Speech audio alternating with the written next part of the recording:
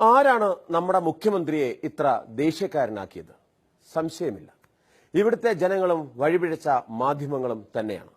അല്ലെങ്കിൽ മുഖ്യമന്ത്രിയാകുന്നതിന് മുമ്പ് നവകേരള മാർച്ച് നടത്തുന്ന സമയത്ത് ചാനലുകളുടെ ലൈവ് വാർത്തയിൽ വരാൻ വേണ്ടി മണിക്കൂറുകൾ കാത്തിരുന്ന ആളാണ് നമ്മുടെ ഇന്നത്തെ മുഖ്യമന്ത്രി. അറിയോ, അന്ന് അദ്ദേഹത്തിന്റെ മുഖത്ത് നവജാത ശിശുവിന്റെ നിഷ്കളങ്കത ആയിരുന്നു. കണ്ണുകളിൽ ക്യാമറ കാണുമ്പോൾ കണ്ട തിളക്കം കാണണം. അപ്പോ അതാദ്യം കാണാം. മാത്രമല്ല, ചിലര് ലൈവ് ടെലികാസ്റ്റ് ചെയ്യല്ല. അപ്പോൾ 10 മണിയാണ് അതിന്റെ ഒരു ടൈം. നമ്മൾ പലപ്പോഴും ഒരു 5-10 മിനിറ്റ് വൈകി പോകാറുണ്ട്. അത് പിന്നെ മറ്റു യോഗയെല്ലാം കഴിയാൻ വൈകുന്നു.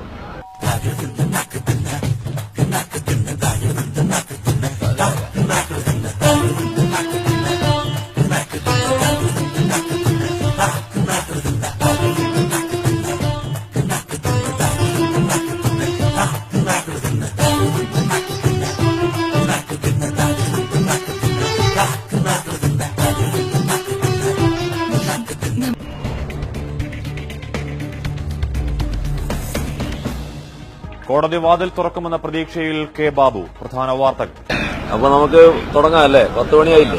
ഇപ്പോൾ പെരിന്തൽമണ്ണയിൽ നവകേരള മാർച്ചിന്റെ ഭാഗമായി പിണറായി വിജയൻ സംസാരിക്കുന്നു. തത്സമയ സംപ്രേഷണം. കാലം മാറി, കക്ഷി മുഖ്യമന്ത്രിയായി. അപ്പൊ പിന്നെ ആ കൗതുകം ക്രൗര്യമായി മാറി. തലസ്ഥാനത്ത് CPM BJP ചർച്ചയ്ക്ക് മുഖ്യമന്ത്രി അധ്യക്ഷനായപ്പോൾ ആ ചർച്ചയുടെ ദൃശ്യങ്ങൾ പകർത്താനാണ് മാധ്യമങ്ങൾ എത്തിയത്.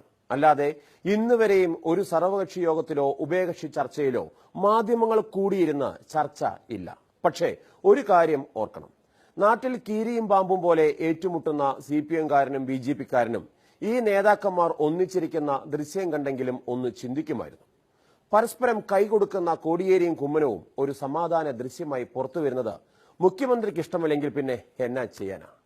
ആട്ടിപ്പുറത്താക്കിയത് മാസശമ്പളം പറ്റുന്ന കുറച്ച് മാധ്യമപ്രവർത്തകരെ മാത്രമാണെന്ന് കരുതിയെങ്കിൽ തെറ്റി. ആ ആട്ടും ദേഷ്യവും ഇവിടുത്തെ ജനങ്ങളോടുകൂടിയാണെന്ന് വായിക്കേണ്ടി വരും. മുഖത്ത് നിറച്ച് വിനയം വാരിത്തേച്ച് വച്ചാലും ഇടയ്ക്കിടയ്ക്ക് ഉള്ളിക്കിടക്കണ ഫ്രാഡുകൾ പുറത്തോട്ട് തള്ളി തള്ളിക്കാറ് വരും.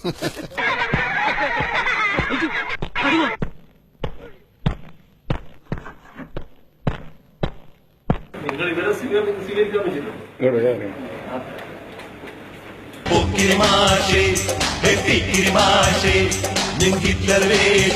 നമ്മുടെ നാടിന് ദോഷം.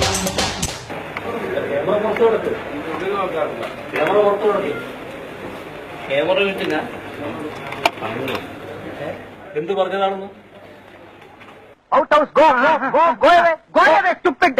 In the house of my wife and daughter, you will not see any minute of that today. ഇറങ്ങി പോടാ.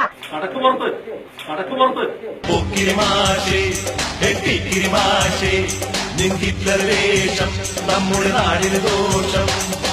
നീ പറഞ്ഞു കളഞ്ഞല്ലേ എന്റെ ഇടത്ത് ഭാഗത്ത് ഇരുട്ടാണെന്ന്? നന്നായിട്ടുണ്ട്. ഒരായുസ് മുഴുവൻ മേക്കണോ എന്റെ അടി കൊണ്ട് നടന്നാലും അവസാനം അറവ് കത്തി തന്നെ കഴുത്തില്. നമ്മളില്ലേ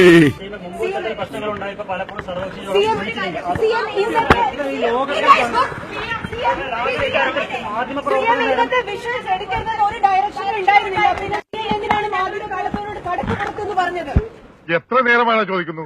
എന്തെങ്കിലും ഒന്ന് പറയണ. അപ്പൊ മുതലാളിക്ക് ഇത്ര നേരമായിട്ട് മനസ്സിലായില്ലേ? ഇവൻ ആംഗ്യ ഭാഷ മനസ്സിലാവൂ. ദേ നോക്കിക്കോ. കണ്ട, ഇവൻ ബദിരനും മൂങ്ങനുമാണ്. ഇനി മുഖ്യമന്ത്രി അങ്ങയുടെ പിന്നിൽ നിശബ്ദനായി നിന്ന CPM സംസ്ഥാന സെക്രട്ടറിയുടെ അവസ്ഥയുണ്ട്. എന്തു ചെയ്യാൻ? പാവം പാർട്ടി സെക്രട്ടറി. എന്ത് ചെയ്യാൻ അമ്മച്ചി? കൂട്ടുകാരനെ ഭ്രാന്തായി പോയെന്ന് വെച്ചാൽ ഞങ്ങൾക്ക് ഉപേക്ഷിക്കാൻ പറ്റൂ. ഇത്തരം പ്രശ്നങ്ങൾ മാധ്യമങ്ങളുടെ സാന്നിധ്യത്തിൽ ചർച്ച ചെയ്താൽ ഒരു പരിഹാരവും ഉണ്ടാവില്ല. സർവകക്ഷി യോഗങ്ങളൊക്കെ ചേരുന്ന സന്ദർഭത്തിൽ നിങ്ങളെയും കൂടി പങ്കെടുപ്പിച്ചുകൊണ്ട് നടത്താറുണ്ട്. വിഷ്വൽസ് എടുക്കാനൊക്കെ സമ്മതിക്കാറുണ്ട്. ഇതായിരുന്നു വ്യത്യസ്തമായി ഇരു പാർട്ടികളുടെയും നേതാക്കന്മാർ തമ്മിൽ ഒരാശയവിനിമയം നടത്തുന്ന യോഗം മാത്രമായിരുന്നു. പരസ്യം ദൈവമേ, മൂർഖനെയാണല്ലോ ചവിട്ടിയത്. അങ്ങനെ പറഞ്ഞതായിട്ട് ശ്രദ്ധയപ്പെട്ടിട്ടില്ല. ഞാൻ മുത്തച്ഛന്റെ കൂട്ട് ഞാൻ മാത്രമല്ല, അവരെല്ലാവരും തട്ടണമെന്ന് പറഞ്ഞു ഞാൻ ഇങ്ങനെ ആരും മുട്ടാറില്ല. അതുകൊണ്ട് അത് അത്തരത്തിലെടുക്കണ്ട. നിങ്ങളത് അനുവാദമില്ലാതെ അതിനകത്ത് നിങ്ങള് അവിടെ സംഭവിച്ചത് നിങ്ങൾ ആദ്യമേ സ്ഥലം ഒക്യുപ്പൈ ചെയ്തു. ആ ഒരു പശ്ചാത്തലത്തിലാണ് കണക്കാക്കിയാൽ മതി.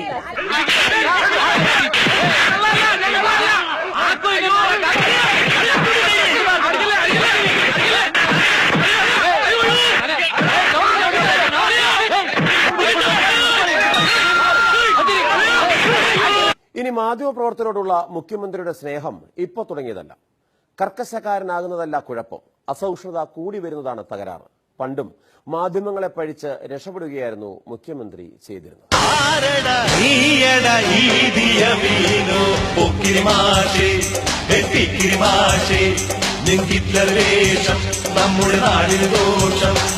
അത് കഴിഞ്ഞിട്ട് ഇപ്പൊ ഇന്ന് കുമ്മനയായിട്ട് സംസാരിച്ചുകൊണ്ടിരിക്കുക. ഇത് ഫെബ്രുവരി 13 സംസാരിച്ചിരുന്നു കുമ്മനുമായിട്ട് മസ്കറ്റ് ഹോട്ടലിൽ അടച്ചിട്ട മുറി. അന്ന് പിന്നെ ആരും അറിഞ്ഞില്ല. എനിക്ക് വിവരം കിട്ടിയപ്പോ ഞാൻ നിയമസഭയിൽ ചോദിച്ചു, അന്നും കുമ്മനുമായിട്ട് എന്താ സംസാരിച്ചു, അല്ലെ ലാവലിൻ വിഷയമാണോ എന്ന് ചോദിച്ചു. അപ്പൊ അദ്ദേഹം നൽകിയ മറുപടി, കണ്ണൂർ പ്രശ്നം സെറ്റിൽ ചെയ്യാൻ വേണ്ടിയിട്ടാണ് ഞങ്ങൾ സംസാരിച്ചത്, അതിന്റെ ഗുണം ഉണ്ടായിട്ടുണ്ട് എന്നാണ് ഞാൻ പ്രതീക്ഷിക്കുന്നത്. ഇപ്പൊ ഗുണം കണ്ടു മിഞ്ഞാണ്. ഇന്നും അടച്ചിട്ട മുറിയിലിരിക്കുന്നത്. ഇന്ന് അടച്ചിട്ട മുറിയിലേക്കുള്ള പത്രക്കാരെ കണ്ടപ്പോ പറഞ്ഞ് ഇറങ്ങിപ്പോടാന്നു. ഞാൻ ചോദിക്കട്ടെ, ഈ പിണറായിന്റെ ധാരണ ഇപ്പോഴാ പാർട്ടി സെക്രട്ടറിയുടെ ലെവല് വിട്ടിട്ടില്ല.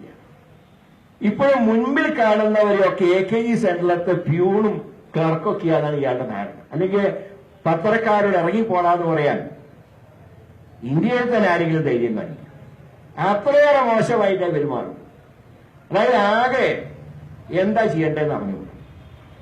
BJP-കാരന്റെ സഹായവും വേണം, എങ്ങനെയെങ്കിലും കസാരയിലൊന്ന് ഇരിപ്പുറപ്പിക്കുകയും വേണം. അതിന് കാണിക്കുന്ന ആക്രാന്തത്തിന്റെ ഫലമായിട്ട് ഇപ്പൊ പാർട്ടി ജനങ്ങളിൽ നിന്നും ഒറ്റപ്പെട്ടുകൊണ്ടിരിക്കുക.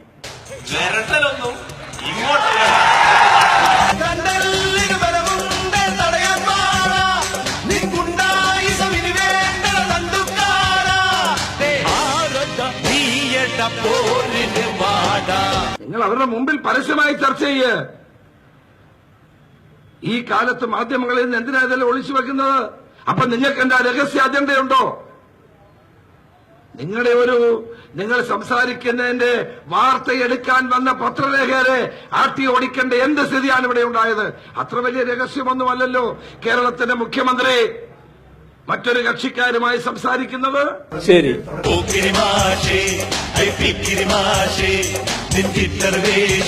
നമ്മുടെ നാടിന് ദോഷം. ഇനി നാട്ടുകാരോടായാലും പാർട്ടിക്കാരോടായാലും ഇതിലും കടുപ്പമായിരുന്നു അന്ന്. അദ്ദേഹം 4 എഴുത്തങ്ങ് എഴുതിയാൽ ഈ പ്രസ്ഥാനം ചട്ടപ്പെട്ടപ്പെട്ടോ എന്ന് പറഞ്ഞങ്ങ് തകർന്നു പോകില്ല. ഇപ്പോഴത്തെ പിള്ളേർ ഗോപാലകൃഷ്ണ, താൻ ഏത് നാട്ടിലാ ജീവിച്ചത്? അങ്ങോട്ട് നോക്കണം. എല്ലാ നേരവും എടുക്കുന്നുണ്ട്. എല്ലാ നേരവും എടുക്കുന്നുണ്ട്. ഇനി കുറച്ചു നേരം മുന്നേരം എടുക്കാൻ വേണ്ടി എടുത്തു കഴിഞ്ഞിട്ട് നിങ്ങൾ പറഞ്ഞാൽ പിന്നെ പോകാം. എപ്പാന്ന് വെച്ചാൽ നിങ്ങൾ ആ പണിയുള്ളവരല്ലേ? നിങ്ങളെന്താ ആദ്യമായിട്ട് ചെയ്യുന്ന ആ പണി? നിങ്ങൾ ഇതിനു മുമ്പിൽ ചെയ്തിട്ടില്ലേ? നിങ്ങള് ആളുകളെ കൂട്ടിപ്പോയി പിന്നെ ചുമരിന്റെ മേലെ പോസ്റ്റ് ഒട്ടിപ്പിച്ച് എന്നിട്ട് പിടിച്ച കഥകളില്ലേ? അങ്ങനെ എന്തെല്ലാം കഥകൾ നമ്മൾ തമ്മിലുണ്ട്. അത് വേറെ. എനിക്ക് അറിയാൻ മേലാത്തോണ്ട് ചോദിക്കുക, താൻ ആരുവാ? നാരായണ പൂരായണ പോവേ. തനിക്കൊരു വിചാരമുണ്ട് താ ഏതോ കോപ്പിലെ വലിയ രാജാവാണ്. താ ഒരു പുല്ലുമല്ല. കഴിഞ്ഞില്ല. കടങ്കഥ പാട്ടുകാരെ പോലും വിരട്ടിയ ആളാണ് നമ്മുടെ മുഖ്യ.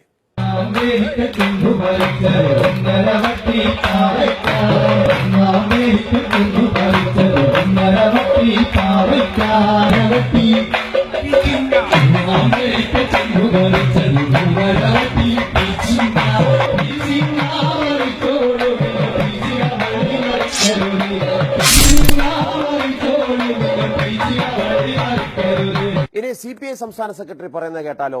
നാട്ടുഭാഷയിൽ മുഖ്യമന്ത്രി പറഞ്ഞതാണത്രേ. പുറത്തു പോകൂ എന്ന് പറയാം, അല്ലെങ്കിൽ ദയവ് ചെയ്ത് പുറത്ത് കിടന്നാലും എന്ന് പറയാം. ഏത് ഭാഷയാണ് ഉപയോഗിച്ചത്? ചിലപ്പോൾ അത് ഗ്രാമീണ ഭാഷയിൽ പറഞ്ഞിട്ടുണ്ടാവും. അതൊന്നും വലിയ വിഷയമായിട്ട് നിങ്ങളാരും എടുക്കേണ്ടത്. പത്രക്കാരെ ഒന്നും ആക്ഷേപിച്ചൊന്നും അല്ല, അങ്ങനെ എടുക്കണ്ട. അപ്പൊ ഞാൻ പോയിക്കോട്ടെ, ഈ മര്യാദക്കാരന് പോകാനായി വഴി തരൂ, മാറൂ. അങ്ങനെയെങ്കിൽ മുമ്പ് പ്രസിദ്ധീകരിച്ച ആ പിണറായി ശബ്ദധാരാവലി ഞങ്ങൾ ഒരു പതിപ്പൂടെ പുറത്തിറക്കുന്നു. പിണറായി ഭാഷാശൈലി ഒരു തുറന്ന പുസ്തകം. അദ്ദേഹത്തെ എത്രമാത്രം നികൃഷ്ട ജീവിയായി കണക്കാക്കണം എന്നാലോചിക്കണം. നികൃഷ്ടജീവി, ഹീനജീവി. മെത്രാന്മാരെയും പുരോഹിതരെയും പൊതുപരിപാടിയിൽ വിളിക്കാനുള്ള പേരായി ഇത് ഉപയോഗിക്കാം. ജീവനുള്ള ഒരു നികൃഷ്ടനായിരിക്കണം ഈ വിളി നടത്തേണ്ടത് എന്ന പ്രത്യേകതയും ഉണ്ട്. എടോ ഗോപാലകൃഷ്ണ, പത്രാധിപർ എന്ന അർത്ഥത്തിൽ മുമ്പ് ഉപയോഗിച്ചിരുന്ന വാക്ക്. ഇതൊരു നാടൻ ശൈലിയാണ്. എടാപ്പോട സംസ്കാരം ഊട്ടിയുറപ്പിക്കാനായി പ്രയോഗിച്ചു വരുന്ന ശൈലി. ഇവിടെ ഒരു ചുക്കും സംഭവിക്കില്ല, ഞങ്ങൾക്ക് ഉറച്ച വിശ്വാസമുണ്ട്. ചുക്ക് അഥവാ നിസാരകാര്യം. ഈ പാർട്ടിയെക്കുറിച്ച് നിങ്ങൾക്ക് ഒരു ചുക്കുമറിയില്ല എന്നതാണ് പ്രധാന പ്രയോഗം. പൊതുവെ ഇഞ്ചി സ്വഭാവമുള്ളവർ പുച്ഛത്തോടെ പ്രയോഗിക്കുന്ന പദം എന്ന് അർത്ഥമുണ്ട്. ഈ പറയുന്ന കുലംകുത്തികളെല്ലാം ഒരു കാര്യം മനസ്സിലാക്കിക്കൊള്ളണം. കുലംകുത്തി, കുലനാശകൻ എന്നർത്ഥം. കുലത്തെ മുടിക്കുന്നവർ തന്നെ സ്വയം പ്രയോഗിക്കുന്ന വാക്ക് എന്ന പ്രത്യേകതയും ഈ പ്രയോഗത്തിലുണ്ട്. പാർട്ടിയിൽ നിന്ന് പുറത്തുപോയവരെ പറയാൻ വേണ്ടി മാത്രം പ്രയോഗിക്കുന്നു. അതെല്ലാം ഈ പ്രസ്ഥാനത്തിന്റെ മുമ്പിൽ ഒരു കീടം മാത്രമാണ്. കീടം, നിന്ദ്യവും നിസ്സാരവുമായ വസ്തു. പരമപുച്ഛത്തോടെ പലപ്പോഴായി പ്രയോഗിച്ചതിലൂടെ പരമപ്രധാനമായി മാറിയ പ്രയോഗം. കസേര ഉറച്ചു കഴിഞ്ഞാൽ മറ്റുള്ളവരോട് തോന്നുന്നതാണിത്. ഞാൻ നാറിയാണ്. നാറി, നാറുന്നവനെന്നർത്ഥം. നല്ല സംസ്കാരമുള്ളവരെ നാറ്റിക്കാനായി ഉപയോഗിച്ചു വരുന്ന പദം. പരനാറിയാണ്. പരനാറി, ശ്രേഷ്ഠമായി നാറുന്നവൻ. ഏതെങ്കിലും കാരണവശാൽ നാറി എന്ന പദം വേണ്ടത്ര ഏറ്റില്ലെങ്കിൽ ഉപയോഗിക്കുന്ന മറ്റൊരു പദം. പരമനാറിയാണ്. പരമനാറി, അതിശ്രേഷ്ഠമായി നാറുന്നവൻ. അതീവ പുച്ഛത്തോടെ പ്രയോഗിക്കാൻ കഴിയുന്ന മറ്റൊരു പദം.